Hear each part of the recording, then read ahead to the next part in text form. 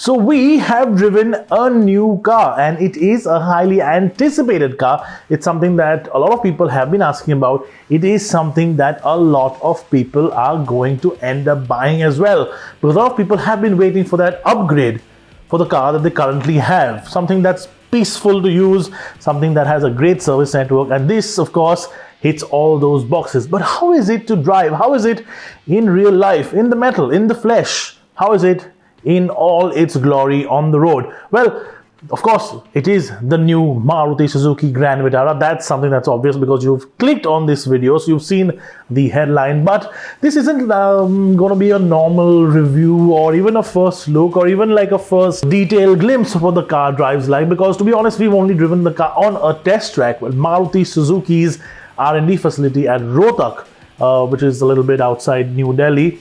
For just about half an hour or 45 minutes or so across different types of roads and different driving conditions, but it is still a controlled test environment. So it's not detailed enough for me to tell you if it is good enough yet.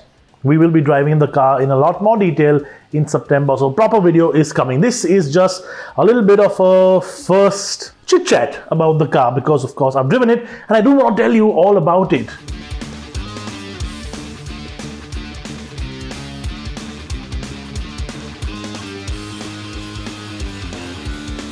Okay, so first and foremost, I actually do like the way this looks, and I did tell you when we did the first look review or the first look video that there are two sort of differentiating factors in the normal car and then the hybrid. The hybrid gets these high gloss accent pieces, and when they're actually next to each other, that high gloss accent piece package looks so much more premium than the standard one does. So if you're going to spend that extra money and get the hybrid version, Maruti has sort of made sure that there is a differentiating factor that is actually going to be very, very obvious to the people that see your car around. Now, overall, in terms of styling and design, we've talked about it a lot. I like the way it looks. I think it's the best blend of conventional and this modern sort of LED daytime running light on the top and headlamp unit on the bottom design. I would still prefer a more conventional look. But again, overall, 17-inch wheels look good. The sort of overall appeal looks good. The rear end looks really nice, to be honest. And just in general, it is a nice looking car. It's not going to be very, very polarizing. I think it's going to be something that a lot of people do like. And it's a little conventional, so your uncle, your aunt, your dad, your mom will end up liking the car. And I think that's the perfect demographic for this car too.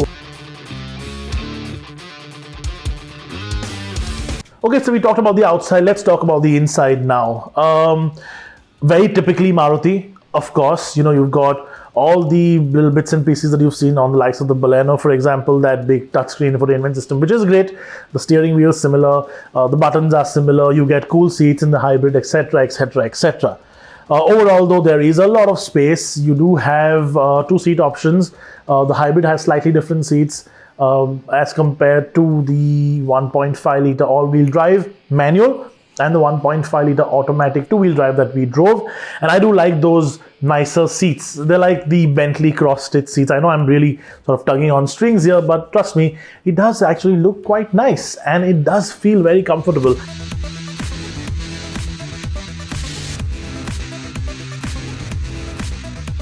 Okay, so how does it drive? Now, again, we've only driven it for a very, very short period of time on very controlled surfaces.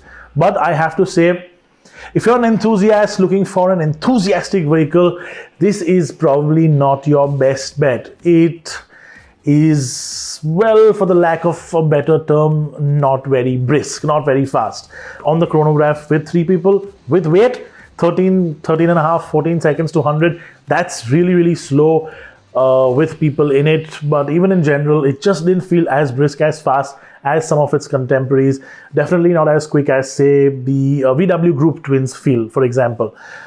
In general, though, I think it's also a little stiffer as compared to what we thought it would be. Maybe not as compared to its rivals, but as compared to what we thought it would be. We thought it would be more sort of soft and comfortable.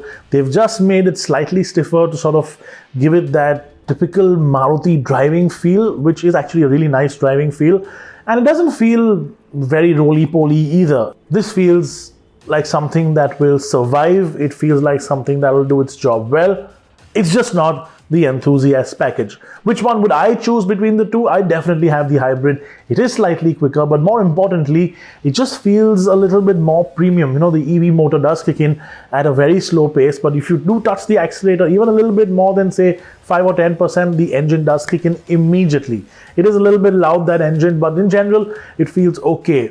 That said, that EV mode doesn't really put you on EV power a lot. So if you think you're going to potter around your office commute to home every day on EV power, that's probably not something that you're going to do. But again, overall, as a package, this thing feels very, very bulletproof. It feels very, very sorted. It feels like a work thought, and a lot of R&D has been put into it to make it as reliable as possible. And that's honestly what we'd expect from Maruti and Toyota in any case.